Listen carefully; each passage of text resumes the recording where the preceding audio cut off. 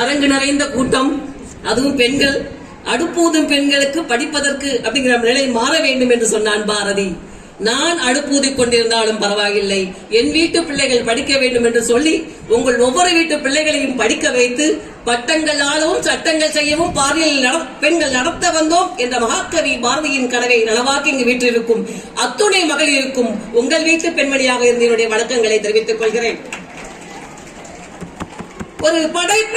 ஒரு படைப்பாளி அதிகபட்சம் 6 மாதம் 1 வருடம் கஷ்டப்பட்டா எழுதி முடிச்சிடலாம். ஆனால் அந்த படைப்பாளியின் ஆயுளுக்கும் கடந்து எடுத்து செல்பவர்கள் பதிப்பகத்தார்கள். அந்த வகையில் அரங்கில் அமர்ந்து நம்முடைய உரையை கேட்டுக் கொண்டிருக்கிற ஒவ்வொரு பதிப்பகத்தாருக்கும் என்னுடைய ஒரு படைப்பாளியாய் என்னுடைய வணக்கத்தை நான் தெரிவித்துக் கொள்கின்றேன். பதிப்பகத்தாருக்கு சொல்ற கரவொலியை எழுப்பலாம், படைப்பாளர்கள் எழுப்பலாம், பதிப்பகத்தார்கள் தான் படைப்பாளிகள் நம்ம வாழ்ந்து கொண்டிருக்கிறோம் என்பதுதான் உண்மை. ஒரு சில தகவல்களை ஒரு சில இடங்களில் மட்டும்தான் பதிவு செய்ய முடியும். இங்க நிறைய தேனியை சார்ந்தவர்கள் வந்திருக்கிறீர்கள். தேனியை சார்ந்த பெரும்பாலும் நாம் அனைவரும் தேனியில் இருக்கின்ற நாடார் சரஸ்வதி பள்ளியில் தான் நம்முடைய படிப்பை படித்திருப்போம்.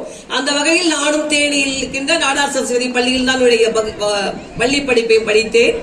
இந்த இருக்கு இல்லையா, அந்த பக்கம் படிகள் இருக்குல்ல, அங்க படிகள்ல உட்கார்ந்து இங்க விளையாட்டு போட்டி நடக்கும். போட்டியில் வெற்றி பெற்றவர்களுக்கெல்லாம் நான் கரவொலி எழுப்பியிருக்கிறேன்.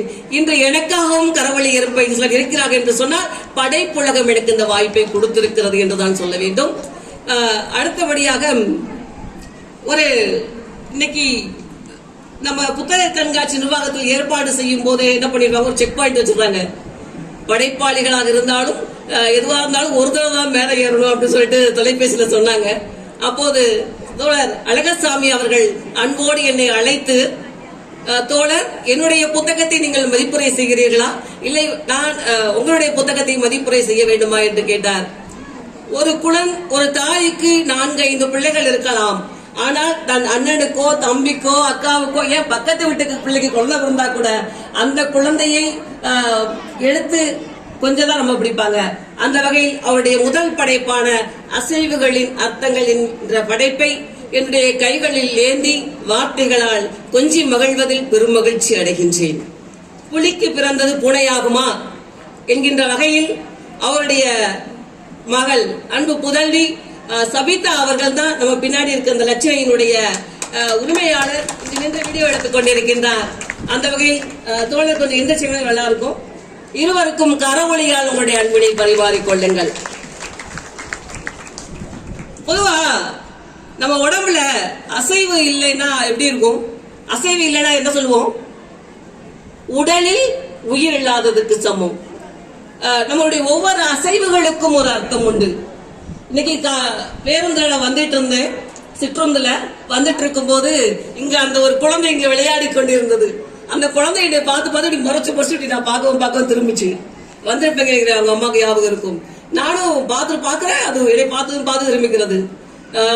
திருப்பி நான் இறங்கும் போதுதான் இறங்குனாங்க. அவங்க எங்க வராங்கன்னு எனக்கு தெரியாது. கடைசியில பார்த்தா புத்தக கண்காட்சி தான் வந்திருக்காங்க. அந்த குழந்தைங்க விளையாடிட்டு இருந்ததை பார்த்தேன். அது மாதிரி ஒவ்வொரு அசைவுகளுக்கும் ஒரு அர்த்தம் உண்டு. காதலர்கள் இருவர் சந்தித்துக் கொண்டால் தன்னுடைய கண்களால் தங்களுடைய காதலை பரிமாறிக்கொள்வார்கள். இந்த ஏனுக்கு சொல்ல வேண்டிய அசைவுகளின் அர்த்தங்கள் இந்த புத்தகத்தை அன்பில்லா பதிப்பகம் வெளியிட்டிருக்கிறது. விலை ரூபாய் 80. திரைப்பட இயக்குனர் பாஸ்கர் சக்தி அவர்கள், கவிஞர் ரா தங்கபாண்டியன் ஐயா அவர்கள் மற்றும் இந்து தமிழிசைநாதனுடைய ஆசிரியர் முருகேஷ் அவர்கள் இந்த புத்தகத்திற்கு அழகான மதிப்புரையை தந்திருக்கிறார்கள். இந்த புத்தகத்தில் நான் வியந்து பார்த்த ஒன்று, தன்னுடைய படைப்பை தன்னுடைய நண்பன் சரவணன் அவர்களுக்காக சமர்ப்பிக்கிறேன் அப்படின்னு சொல்லி எழுதியிருக்கிறாரு. பொதுவாக ஒரு படைப்பை தன்னுடைய இல்லாத பெற்றோர்களுக்கோ பாரதியாருக்கோ திருவள்ளுவோருக்கோ அப்படித்தான் நம்முடைய படைப்புகளை பதிவு செய்வோம், கொடுப்போம். அந்த வகையில் தன்னுடைய 25 ஆண்டுகளுக்கு முன்பு இறந்த தன்னுடைய நண்பனுக்காக அந்த படைப்பை சமர்ப்பணம் செய்திருக்கிறார். இந்த இடத்தில் நான் கடந்த 1 மாதங்களுக்கு முன்பு ஒரு புத்தகத்தை ஆய்வு செய்யக்கூடிய வாய்ப்பு கிடைத்தது. அது ஒரு இஸ்லாமிய பெண்ணினுடைய நிகாடி என்கின்ற சிறுகதை. அந்த சிறுகதை புத்தகத்தில் அந்த இஸ்லாமிய பெண் தன்னுடைய நண்பன் அப்துல் காதருக்காக என்னுடைய புத்தகத்தை சமர்ப்பணம் செய்திருக்கிறேன் என்று சொன்னார். இந்த காலத்தில் இப்படியும் இதற்கும் கூட உரிமை இருக்கிறது, துணிச்சலா செய்ய முடியுங்கிற விஷயம் வந்து உண்மையிலேயே ஆச்சரியமாகவும் பெருமையாகவும் கூட இருந்தது. அவர்களை இந்த இடத்தில் அமீனா அவர்களை நினைவு கூறுகின்றேன். இப்போ அசைவுகளின் அர்த்தங்கள், நான் நிறைய இவருடைய கவிதைகளை பார்த்து, நிறைய நீள் கவிதைகள், குறுங்கவிதைகள் எல்லாம் இருக்கு. ஆனால் இவருடைய கவிதைகள் ஒரு சிலவற்றிற்கு இன்னைக்குதான் 2024 தான் புத்தகம் வெளியிட்டு இருக்காரு. ஆனால் அவருடைய ஒரு சில கவிதைகளுக்கு வயது 25. அப்படி பார்த்தா அவர் 20 வயதில் இருக்கும் போது அந்த கவிதையை எழுத ஆரம்பித்திருக்கின்றார். உண்மையிலே எனக்கு ஆச்சரியமா இருந்தது. அசைவுகளின் அர்த்தங்கள் அப்படி சொல்லிட்டு ஒரு கவிதையை தலைப்பிட்டு எழுதியிருக்கிறார். ஊருக்கு செல்லும் உறவினருக்கு வழியனுப்ப கையேசக்கும் சிறுவன், இவன் அசைவுக்கு உன்னதமாய் பூரிப்புடன் அவரின் உள்ளம், அதில் வஞ்சனை எதுவும் இல்லை. நம்ம ஊர்ல இருந்து எல்லாம் கிளம்புனா கை காட்டுவீங்களா? டாட்டா காண்போமா? அந்த கை காட்டும் போது ஐயா மறுபடியும் அவங்க வீடு வரக்கூடாது அப்படின்னு நினைப்பீங்களா? கிளம்பி போறாங்களே சந்தோஷம் நினைப்போமா? அடியா இருக்காது, ஒரு மகிழ்ச்சி இருக்கும். மறுபடியும் எப்போ அவங்க வருவாங்கன்னு ஒரு எதிர்பார்ப்பு இருக்கும்.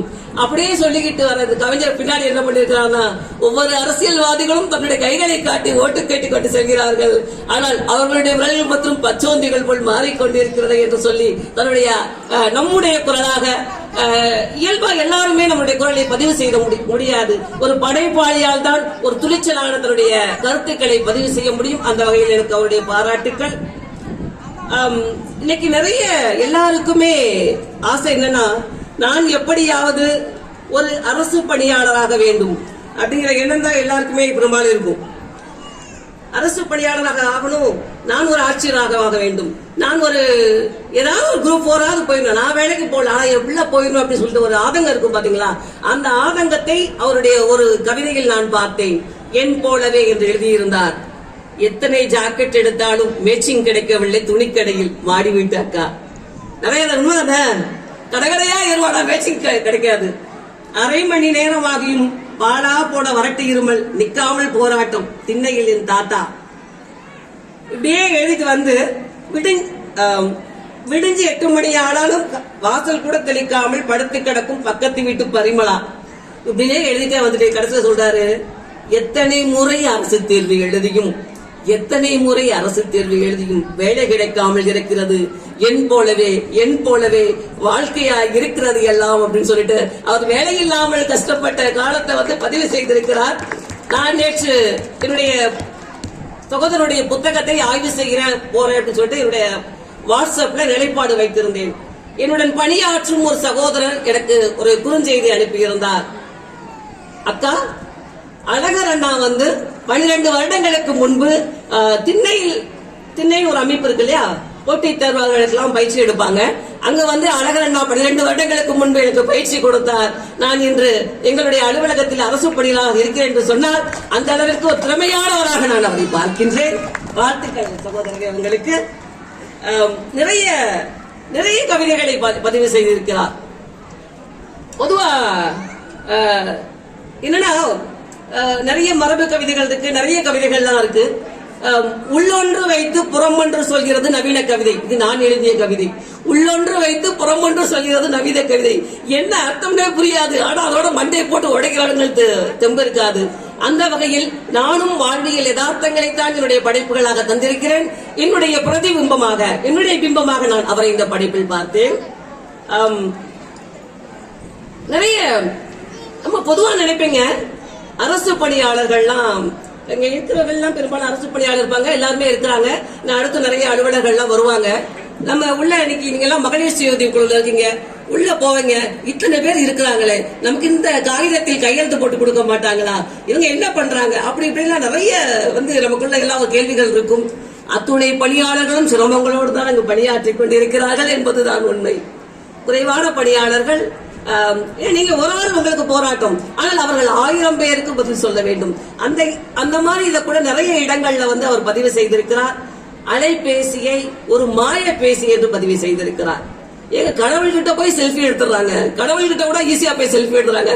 அந்த கடவுளுடைய சிலை எப்படி இருக்குன்னு தெரிய மாட்டேங்குது, அதனுடைய உன்னதம் தெரிய மாட்டேங்குது அப்படிங்கறதெல்லாம் நிறைய இடங்கள்ல பதிவு செய்திருக்கிறார்.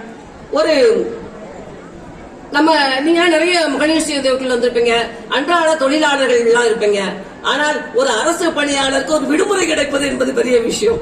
இன்னைக்கு அந்த விடுமுறைகள் எல்லாம் கணக்கிட்டு தான் நாங்கள் இங்க வந்து இந்த அரங்கில் நின்று கொண்டிருக்கின்றோம் எல்லாருமே. அப்போ ஒரு விடுமுறை கிடைப்பதில் எவ்வளவு சிரமம் இருக்கிறது, அதையெல்லாம் ஒரு எங்க ஊர்ல திருவிழா நடக்குது அப்படின்னு சொல்லி ஒரு பதிவு செஞ்சிருக்கிறார்.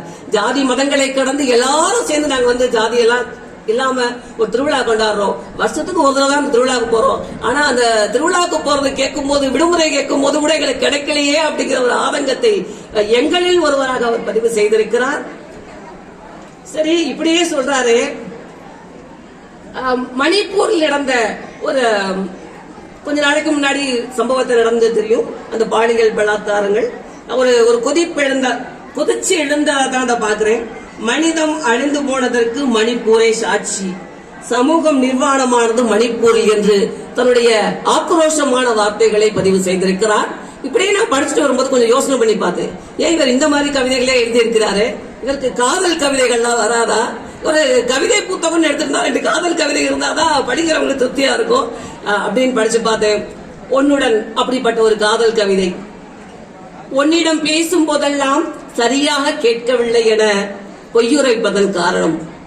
உன்னுடன் பேசும் போதெல்லாம் சரியாக கேட்கவில்லை என பொய்யுரைப்பதன் காரணம் மீண்டும் உன் காதல் மொழியை கேட்பதற்காக. பொய்மையும் வாய்மை இழைத்த அப்படின்னு வள்ளுவர் சொன்னார் இல்லையா? பொய்யா கூட இருந்தாலும் பரவாயில்ல, இந்த மாதிரி காதல் மொழி பேசும்போது அது உண்மையாகத்தான் இருக்கு அப்படின்னு சொல்லி அவர் சொல்லி இருக்கிறாரு. ஓகே ஓகே ஓகே முடிச்சு. நிறைய கவிதைகளை நேரம் குறைவாக இருக்கிறதுனால இந்த கவிதை உங்கள் அனைவருக்கும் பிடிக்கும் என்று நான் நினைக்கின்றேன். எல்லாருமே கோயிலுக்கு போவீங்களா? டெய்லி போவீங்க. இப்ப மார்கழி மாசம் நிறைய கோயிலுக்கு போவோம். ஆனால் நாம் பெரும்பாலும் இந்த கவிதையை படிக்கிறோம். தட்டில் காணிக்கை வைக்கவில்லையெனில் 1 அடி தூர இடைவெளியில் திருநீர் தருகிறார். 10 ரூபாய் வைத்தால் பவ்யமாய் பூவோடு சேர்த்து திருநீரும் தருகிறாய்.